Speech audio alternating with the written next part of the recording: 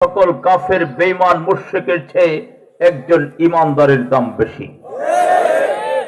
আমরা শেষে ইমানদার হতে চাই। কারা কারা হতে চাই? নারায়ে তাকবীর। আল্লাহ কবুল করেন, সবাই পড়ে আমিন। ইমানদার হওয়া লাগবে, ইমানদার হওয়া লাগবে।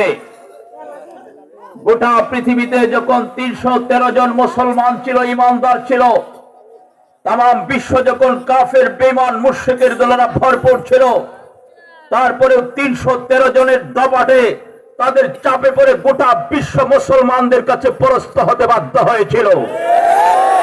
আজ গোটা পৃথিবীর 700 কোটি মুসলমান মানুষের মধ্যে 200 কোটিরও বেশি মুসলমান, তারপরেও তাম বিশ্বের মুসলমানরা নির্যাতিত, নিষ্পেষিত। একমাত্র কারণ হলো ইমানদারদের সেই ইমানি শক্তিকে হারিয়েছি। ইমানদারদের সেই শক্তিকে যদি আবার ফিরে পেতে হয়, তাহলে আল্লাহ এবং তার রাসূলের বাতানো পদ্ধতিতে আমার জীবনের সব ক্ষেত্রগুলি পরিচালনা করব। কারা কারা রাজি? হাত তুলে দেখায়।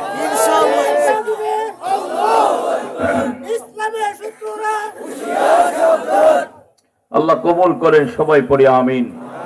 আজকে আপনাদের সামনে লম্বা বক্তব্য দিতে চাই না।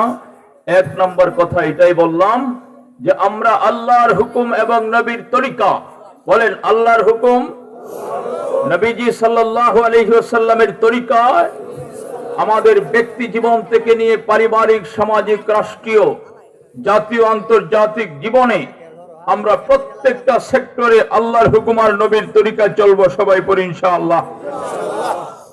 তাহলে সেই শক্তি ফিরে আসবে। 2 নাম্বার যে কথাটি আমি ভূমিকায় বললাম, একমাত্র কোরআনের জ্ঞানে পণ্ডিত হওয়ার কারণে, কোরআনের মঞ্চে বসার কারণে আমার ভাই সিরাজে সাহেবকে দেখার জন্য আজকে এই এলাকার হাজারো যুবকদের ভিড় পড়েছে। কিয়ামতের ময়দানে কোটি কোটি মানুষের একদিকে ভিড় থাকতে পারে, একজন আল্লাহওয়ালা আলেমে দ্বীন যে কোরআনকে সিনায় ধারণ করেছিল, তাকে আল্লাহ পাক ডেকে বলবেন যে তুমি কোরআনের হামেল ছিলে,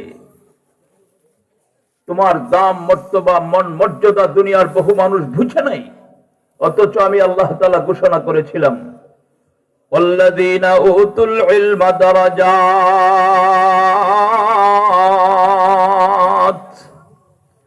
ইয়ারফা'ুল্লাহু আল্লাযীনা আমানু মিনকুম ওয়াল্লাযীনা উতুল ইলমা দারাজাত।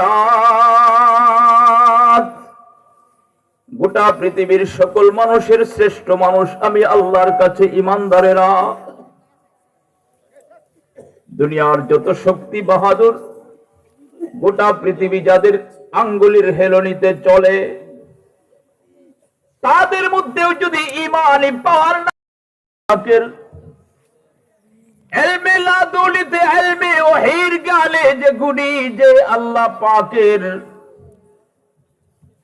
আসমানি ইলম যার সিনা ভরপুর, আল্লাহ ডাক দেয়া বলেন দুনিয়ার পণ্ডিতেরা, দুনিয়ার যত শিক্ষিত, যত বুদ্ধিজীবী, দুনিয়ার যত বুদ্ধিজীবী আর যত শিক্ষার পাণ্ডিত্য তুমি গ্রহণ করো, যদি তুমি আমি আল্লাহ তাআলার ইলমের স্বাদ আস্বাদন করতে না পারো, আমি আল্লাহর কোরআনের হামেল হতে না পারো, আমি আল্লাহর কোরআন আর নবীর সুন্নাহ হাদিসের জ্ঞান যদি তোমার না থাকে, ডক্টর, ডাক্তার, ইঞ্জিনিয়ার, ব্যারিস্টার যা কিছু হও না কেন, আমি আল্লাহর কাছে তোমাদের তেমন কোনো ভ্যালু নাই, তেমন কোনো দাম নাই।